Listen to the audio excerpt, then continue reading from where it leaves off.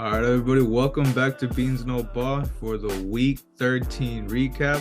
Obviously, way in the thick of the season, got a lot of the big playoff contributors that got to get into this week. So obviously, let's just get right into it. Thursday night, you got a big one for yourself here, Christian. Yeah, so let's kick it right off. And obviously, I had my little skirmish, on that beat talking about. But this game was it was really closer than I really expected. I mean, coming into this game, look, the Seahawks team, they're very dismantled. You're coming up Geno Smith with an injury that's really been hurting them the past couple of weeks. The defense and the offense hasn't been clicking, neither has Geno. But the main takeaway from this game is Dak Prescott once again. He's once again playing phenomenal football, and he's really been proving it. All these the offense was clicking. It was really clicking. There wasn't a time. I mean, no punts in the game. This was, I believe, this is the 5th or 6th game in history with no punts. Which obviously both offenses were clicking, but this is the one game where the Cowboys offense was really getting on their heels, really getting in their groove. The defense I was really worried about this defense for the most part, and when they really stepped it up when it mattered the most, Micah Parsons, that one main guy, 8 pressures, led the game in pressures, really came in clutch when he needed to. And then, big shout out to Jordan Lewis, who I've been looking at since he drafted in 2017. Haven't been the good season, but, that final drive, he did 2 big PBUs and, really clutch for that win there. But this is a really big game. The narrative that we couldn't beat, teams over 500, we finally beat it. Now the new narrative that, it's just the Seahawks, where sure, yes, it is just the Seahawks, but I mean, I don't know how many times you can keep switching the narrative all you want. It's not going to lead to anything. But once again, this is Cowboys team. It was a hard-fought victory. Dak Prescott once again proving for his MVP resume this season. And once again, with the remaining schedule, we still have more to prove. Yeah, so obviously a really good game, obviously, to get. I mean, we expected it to be kind of just a pretty big blowout, if we're being honest. I mean, we saw the Seahawks, really struggling. But I mean, hey, look, Geno came out to play. I expected that injury to be a big factor, and it really wasn't. So I mean, this could be the thing for a sign of things to come for the Seahawks. Maybe they get back on track, but we will just have to wait and see. Now, of course, moving into the Sunday slate, we got a really good slate of games here. Obviously, opening up with probably one of the more surprising games of the week. We expected this to be probably a little more under the radar, but I mean, hey, the Colts and the Titans definitely came out to play here. I know you spent a lot of the week kind of talking down Will Levis, and I mean, probably was one of his better games since that a big 3 touchdown game to D-Hop, which I mean, look, at the end of the day, it really wasn't enough. I mean, big factors were those 2 block punts for touchdowns. I mean, and of course one of them that kind of was the funky sequence that ended up going for a touchdown, and then the 2-point conversion gets taken all the way back for I mean, it still counts as a 2-pointer for the Colts, but I mean for the Titans. But I mean, it was a pretty unique game to say the least, and obviously it goes all the way to overtime, and Michael Pittman, someone that we are obviously very near and dear to us, gets a touchdown to seal the win in OT. So I mean, obviously we see a lot of great things for the Colts as of late. We expected them to kind of tone it down a bit without Ant Rich, but Gardner Minshew has definitely been able to hold it down. Says a lot about Shane Steichen's coaching. In his first year, he's definitely one of those under the radar coach of the year candidates in his first year. Definitely going to get some consideration, and this definitely says a lot for what can come. And this AFC South could be something pretty good for years to come moving forward. Yeah, honestly, this must feel great for Gardner Minshew after Ant Rich came down, which was looking like the Colts could actually be contending with them for how they were playing. But, Gardner Minshew getting rid of all the hate, carrying this Colts team to a playoff spot. They currently hold, I believe, the 7th seed, if I'm not mistaken. So right now they are in the race, and we just got to wait to see what Gardner Minshew can pick up for this Colts team. Now, moving on to probably the worst game of the week. I guess you could say worst game of the year so far. The Chargers and the Patriots. I mean, you're looking at the Chargers. They've been inconsistent the whole season. We see Kellen Moore, and I've been talking about this a lot. Kellen Moore, is he able to produce a high-scoring offense?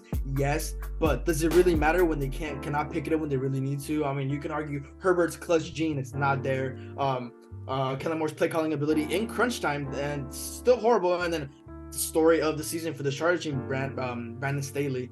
We've had this talk the whole season. It's been coming up a lot of reports, even us. We've been talking about it every single week that we're surprised he's not fired. We'd be surprised if he's not fired. When the season ends, because he's not a good coach. He's holding back the potential of Justin Herbert. I know I like to bash Herbert a lot, but Herbert, he has the caliber to lead this team potentially somewhere in the future, but obviously Staley's holding back. There's always a constant with teams with bad coaching, injuries, blah blah blah. With this example, it's inconsistency in the coaching that really can't get him anywhere. And this was just a really boring game. I mean, Chargers won with 2 field goals. It was 6-0 in the second quarter, and then at halftime it was just really nothing. And then Austin Eckler, which is another surprising player, that no run game at all. I mean, he was supposed to be one of the top rushers, coming into the season, top 10 back, but the injury in the beginning of the season, you can make the argument that when he came back for that Cowboys game, that he started to have a huge decline. You can see that. Same thing with the Patriots. No rush game, no line. The defense, it's pretty much picking up for the most part, because last 3 games they held their opponents under 10 and they're 0. I mean, realistically, it's just a bad look for the Patriots. Bill Belichick, his tenure could be over, but regardless, for the Chargers season, it's looking like a wrap if we're really being realistic here. Yeah, I mean, obviously, what you're saying, it's the coaching that's really holding Justin Herbert back. Obviously, we do expect it to be a brand new regime moving into 2024, and it's kind of just going to have to be until we'll wait and see what can happen for him there. Obviously, we'll move it into another pretty surprising game here in the Lions and the Saints. And obviously, the Lions, they just bounced out to a phenomenal start, 21-0 after the first quarter, still a big 24-7 lead at halftime. And slowly but surely, the Saints did start chipping away little by little. It ended up being a 3-point game at one point. So I mean, we're looking another one of those big collapse for the Lions. It's kind of becoming a theme for the Lions as of late. They're kind of not playing up to the caliber that we expected at the start of the season.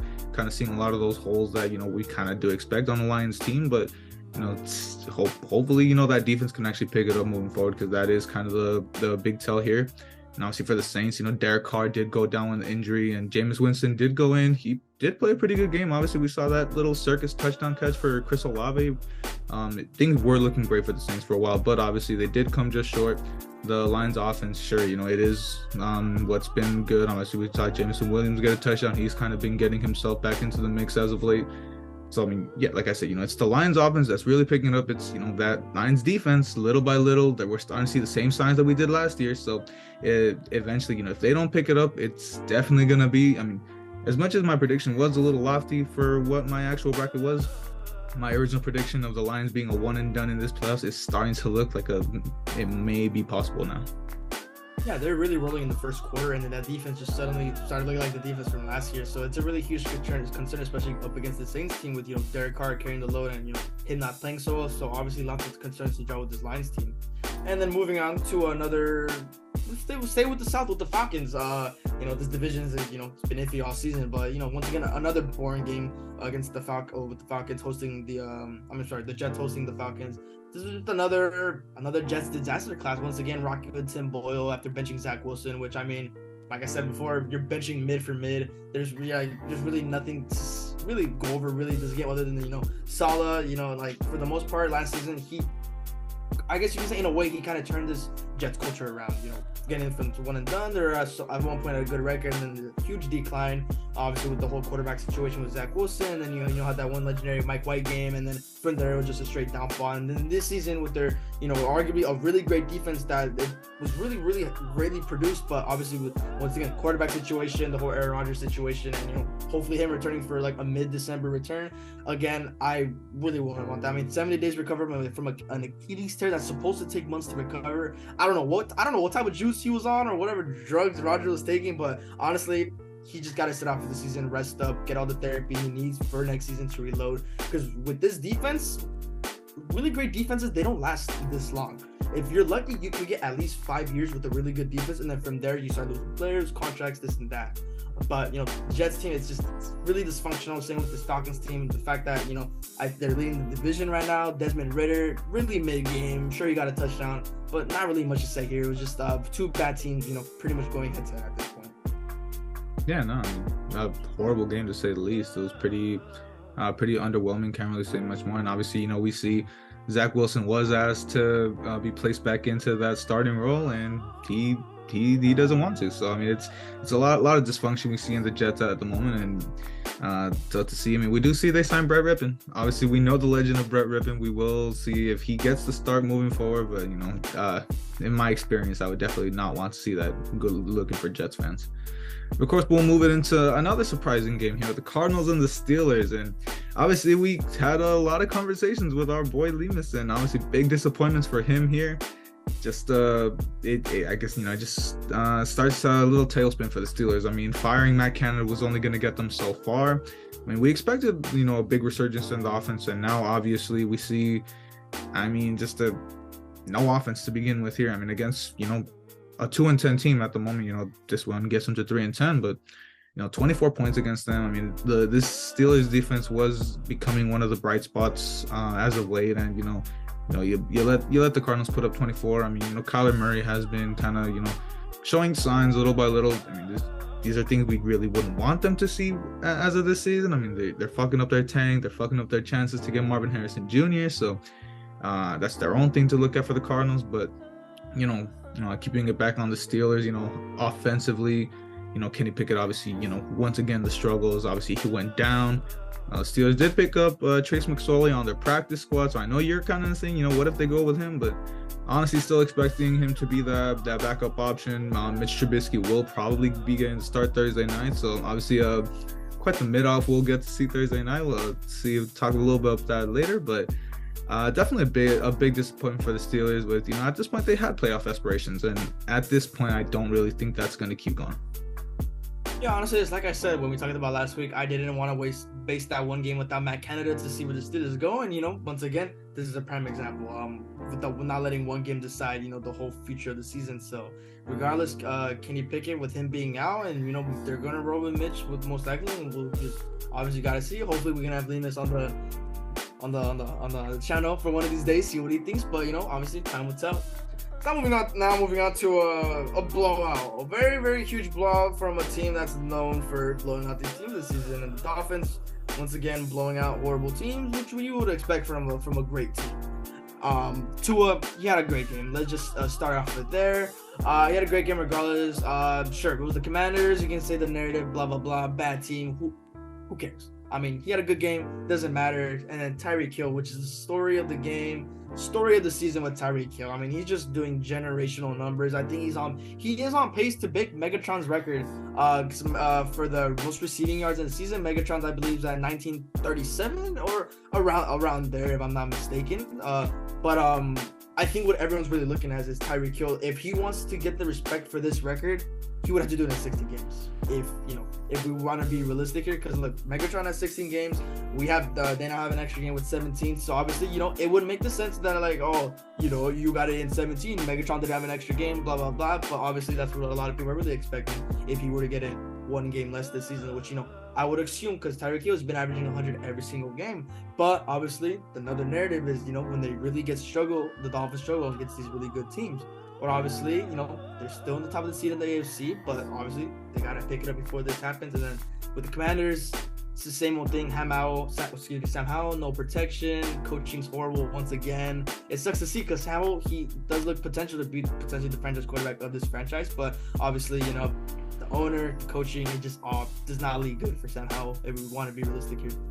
Well, I don't think we can really put on the owner. I mean, hey, new ownership.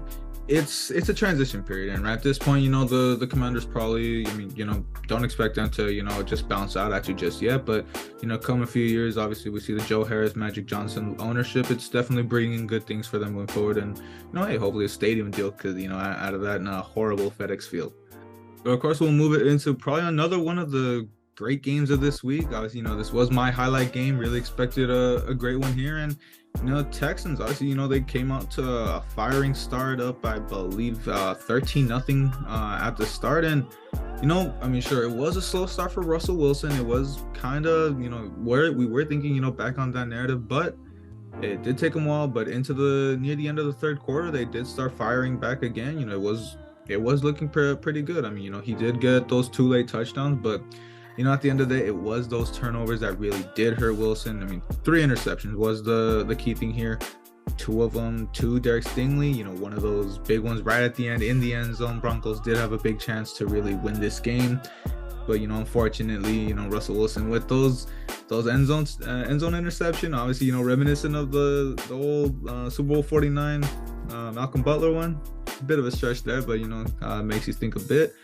But obviously, the big storyline of this game, it had to be the Tank Dell. Obviously, one of the best up and coming wide receivers in this league. One of the best duels of rookie quarterback and wide receiver with C.J. Stroud, and he will be out for this season. I forget what the injury was, but regardless, it's very unfortunate. He was on such a tear, and obviously, he himself had a case to be a candidate for offensive rookie there. Obviously, Stroud had that thing locked up, but he's definitely up there as one of the top rookies right now. It is just it sucks to see him have to go down, but the Texans are just gonna have to try to move on from him. I mean, they do still have a really solid wide receiver core with Nico Collins and Robert Woods, so I definitely think they'll be fine. But they are in a pretty tough, surprisingly, really tough division here with the South. So we will see. Obviously, got the Colts right on their tails to see which one of them can make the playoffs, if even both. So we'll have to wait and see how this injury affects them. But definitely just a great game overall here. Yeah, this is probably one of the better games of the season, especially two teams that are having a resurgence, especially the Broncos must win for playoff contentions. And with Tank Dell, was his leg injury. This leg that I get injured. Really huge loss for C.J. Stroud, but obviously Nico Collins, he's gonna have to carry the load, which I would believe he will do so. Now moving on to another really boring NFC South battle. Not really much to say other than let's get right to it. The Carolina Panthers, first team to be eliminated from playoff contention. This was pretty much expected since mid-season. I mean, this game really showed it once again. His receivers, no weapons. I mean, Adam Thielen being his number one, and let alone the receiving core was just. I mean, his leading receiver was Jonathan Mingo. Just 6 catches, 69 yards, no production. But the run game for the Carolina Panthers, or for both teams, I should say, was really keeping the game very interesting. I mean, Chuba Hubbard and Rachaad White, they were picking it up for this team. They were picking it up for both teams when the pass game was kind of looking iffy, especially with Baker. That one interception he threw, kind of did screw them up since Panthers, they looked like they would have come back, especially with the defense that the Buccaneers really wasn't looking well for most of the season. But they picked it up where they really needed to against this really horrible Carolina Panthers team, and it's just a lot of changes that need to be done. They don't have the one pick, which really hurts them. It really hurts them. Bryce Young, he needs a lot of help regardless. The defense, it could be bolstered pretty more than we would expect, but the offense is what's really holding them back, let alone that and the coaching situation. Yeah, obviously the Panthers do find themselves in a really tough situation. Hopefully they can hit on some late round picks, because that's kind of their only situation. I mean, you can't think, maybe they can pick up someone in free agency, but let's be real, who wants to go to Carolina at this point? But of course, let's move it into my game here with the Browns at the Rams. Obviously, I was in attendance. Finally got to see the Rams win in person for the first time since that wildcard game against the Cardinals. And I mean, hey, up to 3 in a row for the Rams. It's definitely looking good. Stafford went the game without throwing a pick. That's always, one of the big telling factors that, everyone was clicking. Even, the offensive line was definitely probably, one of our strong suits in this game. Really a lot of good protection for Stafford that, his overthrows this game, at least they weren't on the O-line this time. There were a couple overthrows to Puka and to Cooper Kupp that, did get me, pulling my hairs a little bit. Could have missed out on a bunch of big plays, but, at the end of the day, he was, for the most part, accurate, and that's what I'm going to, stick with, which, keeping on the receivers, Puka Nacua, man. That 70-yard touchdown had me, jumping out of my seat. Obviously, it was just, I don't know, that's, obviously our big play of the season, just a phenomenal, we were kind of thinking that, maybe he's going to take that dip little by little, that little insanity run, if you will, was maybe coming to an end. Definitely see that, to this point, he's definitely going to keep on that pace. And, obviously, as for Cooper Kupp, some may say, people love saying, oh, he's washed, he's past it, but I mean, if we're being realistic, it's clear that injury is still bothering him. Obviously, he's the injury that kept him on IR, and now the Cardinals game, the injury that did sideline him for a little bit.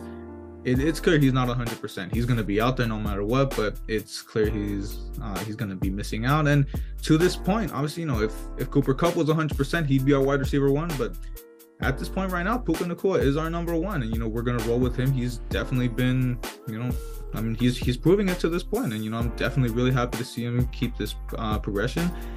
Another big number one here in Kyron Williams. He keeps up his big numbers that after his last 3 games, once again, didn't crack 100 this time, would have been nice to see, but almost 100, got a late touchdown, really got a lot of fantasy guys happy that he got into the end zone with about, less than a minute left. So just an overall great game. Obviously, as much as I always dog on him, Darion Kendrick definitely had another great game for himself. And, Killer Witherspoon, who I've been really high on, did kind of struggle a little bit, but at the end of the day, great defensive look for us. And my key matchup in this game was going to be how we can contain Myles Garrett. Obviously no sacks in this game, really one of the big factors here. That the O-line, like I said, a big factor here, and it was just a really good win for the Rams.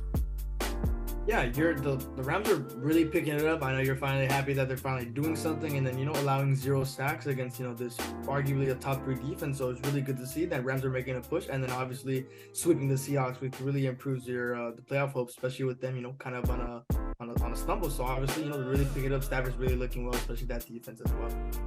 Now moving on to another blowout of the game, which is was the game of the week, and we expected it to be a really good game, but this was just an all right dominance for the 49ers. I mean, I don't know what's with them with NFC East teams, specifically the Cowboys and Eagles. I don't know what we did to them, but I guess they just love blowing us out. Niners have been owning us recently, and the rematch of the NFC championship, the NFC conference championship, and what Debo said last year, if they had Purdy, it would have been a close game. And all the shit he was talking, Black Emperor's energy, he backed it up, man. Debo really, he had himself a game, really good game, really torches Eagles defense, who it's a defense that was starting to pick it up. And then also newly acquired Darius Leonard at the linebacker position, which is really, really crucial for them, especially to the linebacker, a little bit crucial, which can really put less stress on the secondary, who's like I said, picking it up, but still has a lot of flaws in that there. And then Jalen Hurts, I mean, look, as much as I bashed the Eagles, Jalen Hurts, it was looking okay for the most part. But once again, when they're down that much at halftime, all he had to do was pass, no run game at all. DeAndre Swift couldn't do anything. This defense of the Niners really got to the Eagles, the O-line, and that's what I said. This was going to be one of the matches. That pass rush, that monster pass rush with Bosa, Eric Armstead, and Chase Young, it was really going to get to this Eagles O-line. That was going to be one of the key matchups, and they won this matchup by a mile, 42-19. So it's looking really good. Brock Purdy looking like another MVP frontrunner from the looks of it. It could be the battle between Dak, Purdy, and Tyreek Hill. A lot of people want Tyreek Hill to lost the MVP, but MVP quarterback award, which has been like this for the past couple seasons. So obviously MVP race is looking very, very good as well. And then Jalen Hurts, his chances are a little bit slim, but they got a huge game against my Cowboys, which I will get into it there. But it's gonna be a lot of thinking to do, especially coming up a really huge NFC East battle. That is a really a good game to watch. Yeah, I mean, look, honestly, hey, you're gonna love this argument from me, but in all honesty, I definitely think Purdy's MVP chances aren't that strong, just because we see how important Debo is to his success. And I mean, he does what he needs to do, but this is the most valuable award, who's most valuable to their team. And some people don't want to hear this, but Dak is definitely the most valuable to his team. I know, obviously, I've got to give you your props for that. He's honestly, to me, Dak Prescott has to be the MVP to this point. And we'll see what argument Purdy can make. If he can actually have a standout game, he could put himself back into that conversation. Of course, we'll close out the Sunday slate here with our Sunday night and the Chiefs and the Packers. And here we can definitely say the upset of the week. Definitely got to say nobody expected this one. I mean, I think it's safe to say Jordan Love has officially arrived. I think your take has finally paid off. And I mean, yes. Hey, I expected it to take a little longer, but hey, at the end of the day, I mean, at least I had it to the point that, it wasn't going to be early in the season. And I mean, look, it took him a while, but he's definitely putting up some great numbers. I mean, 3 touchdowns against, I mean, look, I know we always bash on the Chiefs defense, but at the end of the day, they've been picking it up as of late. So they're definitely a different team here. And, Jordan Love, picked them apart. And, that shows a lot. Obviously, I keep looking at back on that Rams game against the Packers. Losing that game's gonna drop us off in that playoff race. Obviously the Packers do take over that 7 seed because of the tiebreaker with us, and that's gonna be a big win for them moving forward if they're gonna fight for that 7 seed. For the Chiefs, I mean, it's kind of looking like the tides are turning on which side of the ball needs struggles, because obviously we see Patrick Mahomes isn't really looking like himself. It's been tough to see. Obviously the main thing has been the receivers, and obviously we have Travis Kelce being kind of their biggest target, and even the run game has actually been strong. It's been the receivers that are struggling. So I mean, we'll just have to wait and see. Now the worry is going to be how can Patrick Mahomes revitalize this offense.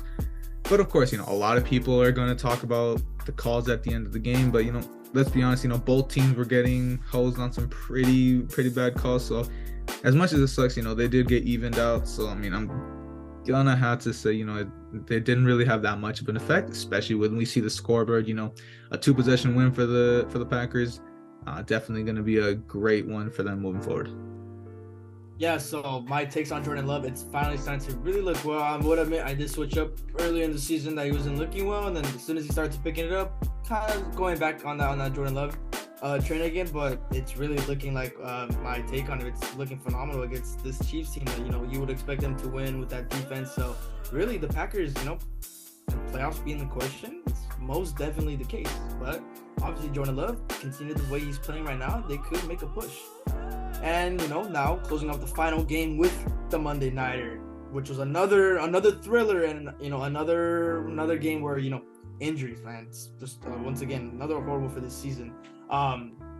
So starting off, obviously Trevor Lawrence, I believe it was a high ankle sprain, if I'm not mistaken. A high ankle sprain. So this is really going to kill the hopes of the Jacksonville Jaguars, and they're currently on top of the division, the AFC South, and they're going to roll with CJ Beathard. CJ Beathard, obviously, I made out he has a little bit more experience just because he's been in the league more, but really he hasn't had an opportunity to lead a team. And from what most of it, he had a bomb to Ridley, which looked really well, which got called back. But I'm not gonna base the season off that one throw that could help them. But it was really horrible. And then they lost the weapon, Christian Kirk, who really stepped up more other than Calvin Ridley, who's been putting up kicker numbers in fantasy. Which jokes aside, it's still another loss for Christian Kirk. Losing them, it's really tragic. Calvin Ridley, he's gonna need to finally step up. If Zay Jones isn't getting anything either, since when Zay Jones is in the lineup, Calvin Ridley is a little bit better, but those two receivers are needed to step up. Evan Ingram, though, he had himself a game, and that's gonna be a target for CJ Beathard. That's really gonna help him in the long run. But once again, with this AFC team, with a lot of teams pushing like the Texans and the Broncos, it's gonna be hard for them. And then the rival, the Colts as well, really looking for a push. And as for the Bengals, Jake Browning had a really great game. Led this team. Jamar Chase really had another really phenomenal game once again. Really picking up. I know fantasy owners are really happy about that as well. And then Joe Mixon, which I needed 2 TDs from. Thankfully he got it, thank God. But this Bengals team, if Jake Browning, if he continues to play like this, finish off the season strong once again in this high-powered AFC in this AFC conference, they could look like, and Jake Browning, who knows, Cinderella story could most likely be the question. Still too early to tell, but it could be one of the best things to happen for this Bengals team after the loss of Joe Burrow. Yeah, and I mean, look, I think we've learned time and time again after seeing some of these quarterbacks, we can't base it off just this game. We see guys like Josh Dobbs and Will Levis. Gotta wait and see if they're actually gonna stick around. But it's definitely a great sign for the Bengals. At least they see Browning has the capability to lead a team, and it's just time to wait and see. But this really does spice things up for the AFC playoff picture. But of course, that is going to wrap up the Week 13 recap. I see. Could say my recaps were a bit stale. Obviously I did not get to enjoy my usual Sunday slate, but regardless, got to get my takes out regardless. So obviously we'll move it into our prediction recap, and I guess you could say it was a pretty good week. Could have been a little better if our primetime games would have been a bit could have swung our way, but 9-4, both of us, we split our disagreements. So obviously I keep my 3-game lead on you. Hope to see. We got some pretty mediocre games here. Don't think we have too much to disagree on, but definitely still waiting to see what we got for our predictions here. Christian, I'll let you start with your Cowboys. Yeah, so obviously once again we're going to hosting this Philadelphia Eagles team at home, and we're great at home. We're undefeated at home in the last, I believe, 13 games. So hopefully we keep the streak going. But this is going to be once again another game that really the Cowboys need to win in order for us to get that 1 seed, which is a lot of potential, but a lot to ask for. Eagles are coming off an ugly loss against this 49ers team, and from what I see from the Eagles, after a loss like that where they could have won or should have won, whatever you want to say, they do bounce back. Same with this Cowboys team. We have a loss, we bounce back. These two teams are kind of similar in their own ways, but obviously coaching and the weapons and the quarterback situation, it's very different. Dak Prescott obviously having his MVP season, who's, I would say he's above Hurts in the MVP race. I will admit that. A lot of people, as much as some people hate on Dak for absolutely no reason, it's the truth. And I forgot to mention as well, Deron Bland, he's going to have to really pick it up this game against A.J. Brown and Devonta Smith. I mean, he got cooked by DK Metcalf against the Seahawks, and it was, a good corner. You would expect him to finally have a bad game, and that happened. He's going to pick it up. I'm going to have hope for him. He's going to pick it up. Everyone was waiting for him to have a bad game. For the Cowboys to win this game, we really need to win it. We really need to for that 1 seed, and it's possible. And even out the record, Philly losing another, it's really, really hoping for this Cowboys team. Dak Prescott gonna put up a thriller against this Eagles defense, which I really hope, and it's very possible, especially at home. Mike Parsons, that pass rush, that defense gotta get to Hurts. Really gotta boost his morale a little low. Yeah, I mean, like, I really don't want to do this. I really wanted to go with Philly, but they're going on 2 different trends. I gotta go with the Cowboys here. It's definitely gonna, this is gonna do a massive dent onto those playoff looks. I mean, believe this would bring you guys back up to even at the top of the NFC East, if I'm not mistaken, with the record. So I mean, this is definitely one of the most important games of the season right here. Obviously, also I probably wouldn't want to do this for yourself, but hey, that really helps the Niners too. So we'll just have to wait and see how this game goes. But obviously, here in my game with the Rams and the Ravens, arguably behind Philly Dallas, one of the games of the week here with lots of playoff implications to look into here.